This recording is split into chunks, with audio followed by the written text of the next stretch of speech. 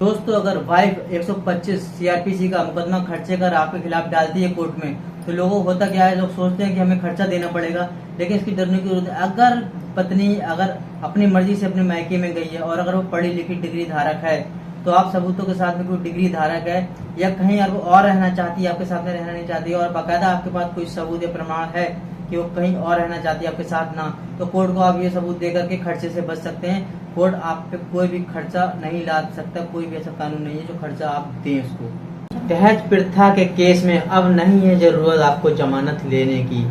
दोस्तों, होता क्या है, दहेज प्रथा 498A में अगर किसी पर दहेज प्रथा लगती है तो किसी को अब डरने की कोई जरूरत नहीं है, क्योंकि 7 साल से जिसमें कम की सजा है वो नॉर्मल बेल पे भी बाहर आ सकता है। क्योंकि जेल तो जाने का मतलब ही नहीं है, लोग कहते हैं एंटीसिपेटरी बेल चली जाए, तो ध्यान रखना, अगर 7 साल से कम की सजा है तो उसमें नॉर्मल बेल आपको कोर्ट से मिल जाएगी। चार्जशीट के फाइल होने के बाद में भी आप अपनी जमानत ले सकते हैं। कोर्ट मैरिज करना हुआ बहुत ही आसान। अब कोई भी कपल्स प्रेम विवाह बहुत आसानी से कर सकता है। बस शर्त इतनी सी है कि लड़की 18 प्लस होनी चाहिए और लड़का 21 प्लस होना चाहिए।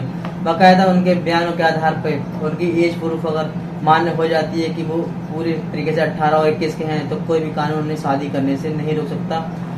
रही सुरक्षा की बात, तो आप भी अपने जिले में अगर कोई प्रेम विवाह करते हैं तो अपने एसएसपी या वरिष्ठ पुलिस अधिकारियों से अपनी सुरक्षा की मांग कर सकते हैं और बाकायदा प्रूफ सहित सुरक्षा आपको मिलेगी। हेलो दोस्तों, मैं हूं आपके साथ एडवोकेट सरन, और बहुत ही दिनों के बाद में मुझे वीडियो बनाने का मौका मिला।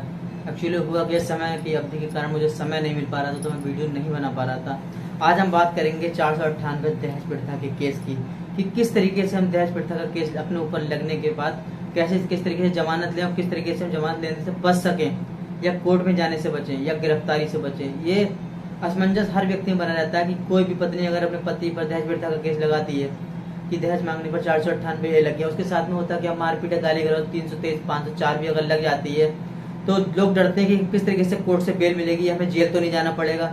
तो मैं साफ साफ बता दूं दोस्तों, होता क्या है, जिसमें 7 साल से कम की सजा होती है उसमें चार्जशीट दाखिल होने के बाद में भी आप नॉर्मल बेल कोर्ट से ले सकते हैं, उससे बच सकते हैं, उसमें गिरफ्तारी का कोई मतलब नहीं है। हाँ, अगर 498 के साथ में अगर आपने बहुत ही ज्यादा क्रूरता अगर की है, पत्नी के साथ मारपीट की है, बाकायदा मेडिकल हुआ है, उसका चोट आई है, गंभीर चोटें आई हैं, तो 498 में अगर कोई गंभीर चोटों में अगर उसमें FIR में अगर ज्यादा बढ़ी है तो उसमें तो गिरफ्तारी पुलिस आपकी कर सकती है। लेकिन चूंकि 498 सिर्फ 498A में अगर दहेज प्रथा लगी है, साथ में 323 से 504 है, तो नॉर्मल ऑफेंस है, ये बेलेबल ऑफेंस होते हैं। इसमें होता क्या है, चार्जशीट दाखिल हो जाती है, उसके बाद में आप बेल करा सकते हैं कोर्ट से जाकर, नॉर्मल प्रक्रिया। उसमें कोई एंटीसिपेटरी का मतलब नहीं है कि हम अगली जमानत कोर्ट से जाकर के लें, क्योंकि होता क्या है, 41 CRPC का एक नोटिस आता है, जो पुलिस आपको थाने बुलाएगी, आपसे वो साइन करा लेगी आप, और उसको आपको घर जाने में कहेगी, क्योंकि 41 CRPC का जो नोटिस होता है उसे कच्ची जमानत कह सकते हैं कि हमें थाने से कच्ची जमानत मिल गई।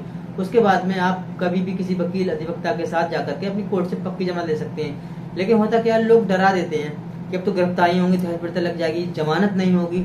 ऐसा दोस्तों कुछ भी नहीं होता है, अवेलेबल ऑफेंस है, कर सकते हैं। बस क्रूरता ना हुई हो, उसमें बाकायदा मेडिकल ना हुआ, सबूतों में ना आई हो कि आपने पत्नी को बहुत ज्यादा मारा है, गंभीर चोटें आ गई हैं, तो इस तरीके के अगर कोई भी FIR में अगर ज्यादा सेक्शन बढ़ते हैं तो आपको दिक्कत हो सकती है। लेकिन 498 में इतनी कोई दिक्कत नहीं, नॉर्मल चीज है, बेल मिल जाती है। नमस्कार।